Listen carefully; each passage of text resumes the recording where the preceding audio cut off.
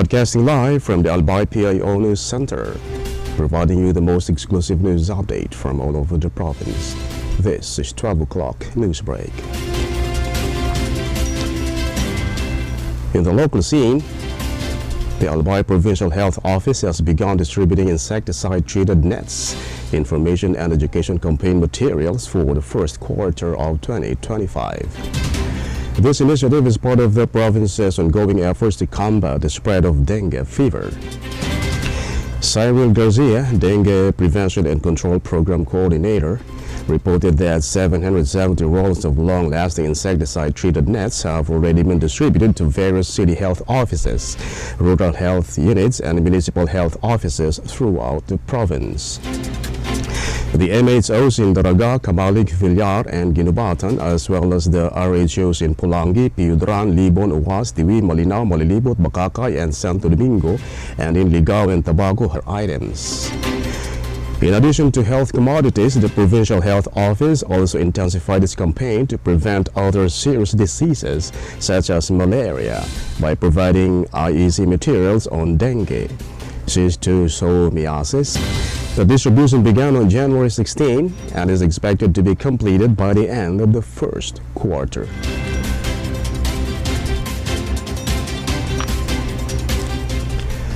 In another story, the Albay Public Safety and Emergency Management Office, in collaboration with the Office of Civil Defense 5, is strengthening the coordination among agencies during emergencies.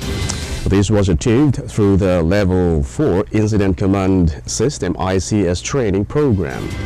The goal of the training is to equip municipal disaster risk reduction and management officers, uniformed personnel, and other local government unit officials with the necessary skills to effectively function as part of the hazards incident management team.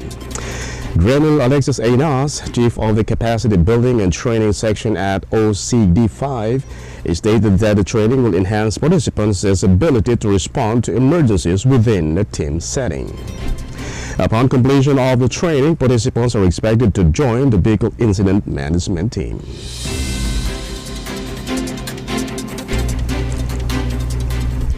In the national scene, the House of Representatives has committed to supporting the residents of Pag-asa Island in Palawan, working to improve their quality of life and addressing the challenges they face in living this remote and contested region. During a visit on January 16, House Committee on Foreign Affairs Chairperson Rachel Arenas stated that the Speaker Ferdinand Martin Romualdez has assured the citizens that Congress is dedicated to enhancing their living standards. Pag-asa Island, which is part of the Calayan Island Group in the Spratly Islands, has 79 households and serves as a vital outpost for asserting Philippine sovereignty over disputed waters in the West Philippine Sea. Arenas led a congressional delegation that delivered food and essential supplies to the island's 230 residents, which include military and uniformed personnel.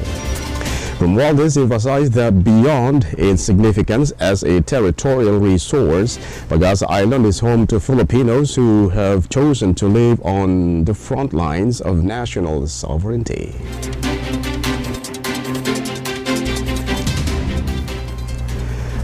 In another story, President Ferdinand Marcos Jr. announced the safe return of all 17 Filipino seafarers who had been held captive by Houthi terrorists in Yemen since 2023.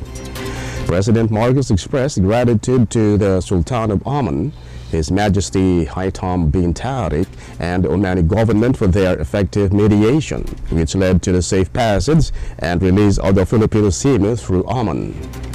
He also acknowledged the efforts of various Philippine government agencies and business organizations that worked tirelessly with foreign governments and entities for more than 429 days to make this significant development possible. In November 2023, the Houthis captured the cargo ship's Galaxy Leader near Hodeidah while it was en route to India, taking its 25 crew members hostage, including the 17 Filipinos. The Department of Foreign Affairs stated that this action was a response to Israel's attack in Gaza.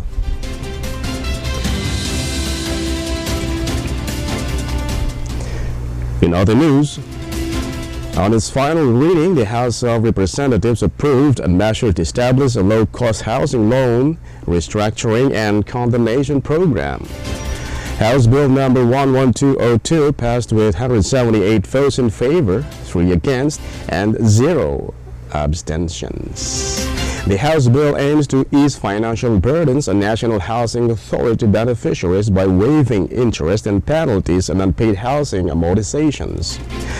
Sponsor Representative Florida Robes highlighted that financial strain causes low occupancy rates in government housing, forcing beneficiaries to sell their rights or lease their apartments.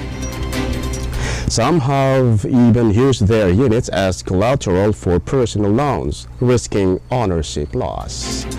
Exclusions from the law include units with no initial payments, those abandoned for over a year, properties occupied by unauthorized individuals, and foreclosed properties.